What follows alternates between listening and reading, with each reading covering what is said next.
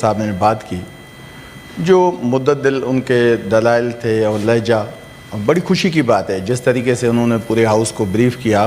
ہمارے لیے بڑی باعث عزت اور باعث فخر بات ہے کہ انہوں نے اس سارے معاملے میں ڈیل کیا، قوم کو بھی رہنمائی عطا کی. آج ہمیں یہاں بھی بتایا جس کے نتیجے میں آپ نے دیکھا کہ جو ہمارے افواج پاکستان نے جو کردار ادا کیا اور انڈیا کو شکست دی، تو اور اس ہاؤس نے جس یکجہتی کا مظاہرہ کیا، تو ہمیں خوش ہونا چاہیے، اس پہ فخر کرنا چاہیے. ہم امید کرتے ہیں کہ آگے بھی ہم اس طرح جو ہمارے نیشنل ایشوز ہیں اس پہ ساتھ ہوں، جو ہمارے ڈومیسٹک اس کو بھی بیٹھ کے ہم حل کر سکتے ہیں. لیکن ایک چیز پہ بہت افسوس ہوا کہ یہاں ایک پارٹی کا ہیں تو ان کے ایک دو ممبر، لیکن اس کو تکلیف ہے بڑی خان صاحب سے. مجھے امید تھی کہ آپ شاید اس کو منع کرتے. اس نے 18 منٹ بات کی، 12 منٹ اس نے بیٹھ کے خان صاحب کو گالیاں دی. اچھی بات نہیں ہے.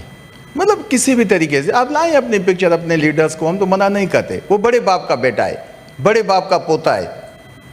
کہاں خان غفار خان، کہاں خان عبدالولی خان.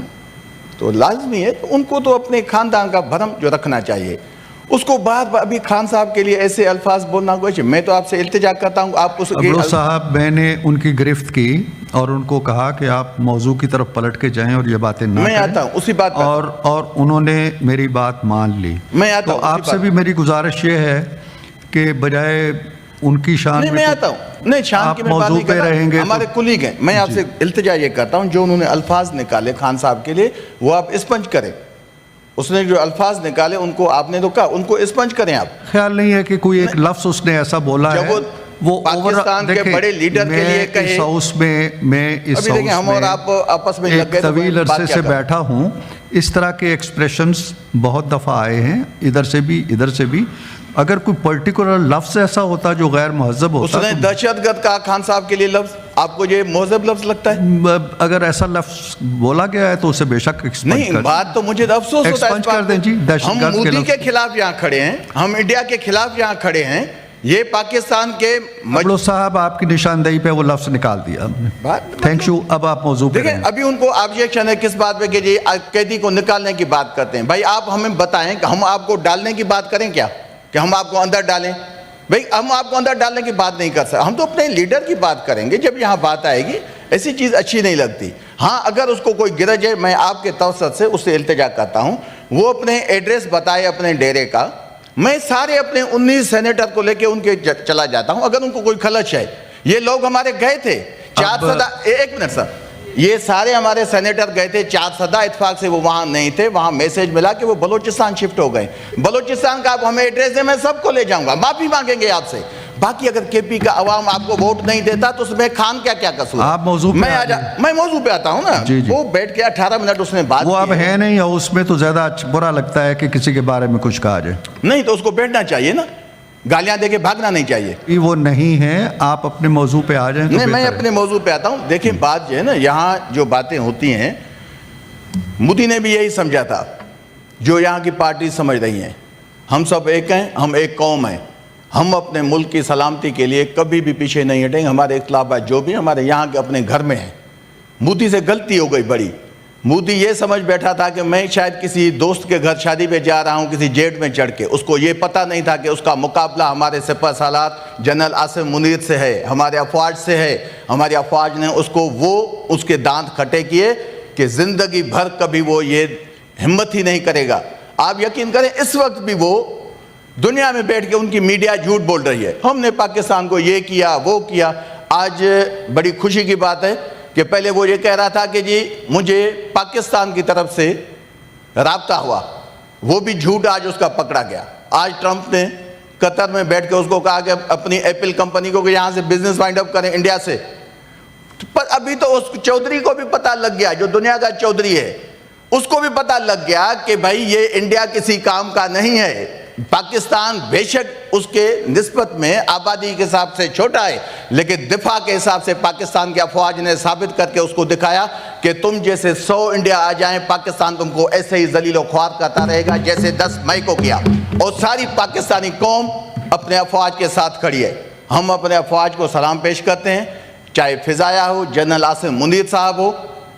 ہمارے لیے بڑی یہ باعث فخر ہے. ہمارے بچے سکون سے سوتے ہیں، ہمیں اس سے زیادہ کیا چاہیے؟ باقی ہم امید کرتے ہیں کہ لازمی ہے یہ ایسا ایک موقع ہے. قوموں کے ہسٹری میں کبھی کبھی ایسے مواقع آتے ہیں کہ ہمیں اس کو وہ بیس بنتا ہے کہ آگے ہم کوئی نہ کوئی کسی صحیح راستے پہ چل پڑے. مجھے امید ہے کہ ہم یہاں آئین کی بالادستی کے لیے آگے بڑھیں گے, ہم پاکستان میں جو ہیومن رائٹس ہیں اس کے لیے آگے بڑھیں گے, اس پارلیامنٹ جو پارلیامنٹ محکوم پارلیامنٹ ہے اس کی آزادی کے لیے آگے بڑھیں گے, تاکہ جیسے اسحاق ڈار صاحب نے اکانومی کی بات کی, ہم سب مل بیٹھ کے اس پاکستان کو ایسی طاقت بنائیں کہ آئندہ کوئی بھی آدمی اتنی ہمت نہ کرے کہ ایک ایٹمی ملک پہ ایک سے حملہ کرے.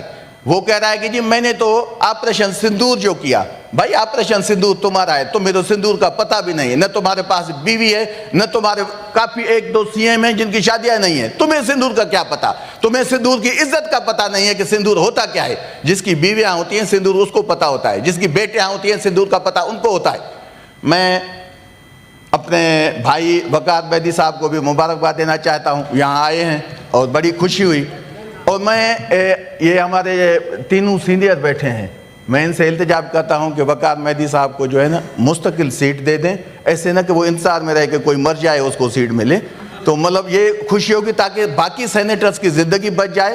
اور میں دعا کرتا ہوں کہ وقار مہدی صاحب کو اللہ تعالیٰ بڑی زندگی دے, حالانکہ ان کی عمر اور تاج حیدر کی عمر میں کوئی تفاوت نہیں ہے, لیکن میں دعا کرتا ہوں کہ ان کو اللہ بڑی زندگی دے اور اس کی پارٹی اس کو مستقل سیٹ دے, تاکہ آئندہ وہ انتظار نہ کریں کہ کوئی سینیٹر آ جائے. ایسے میں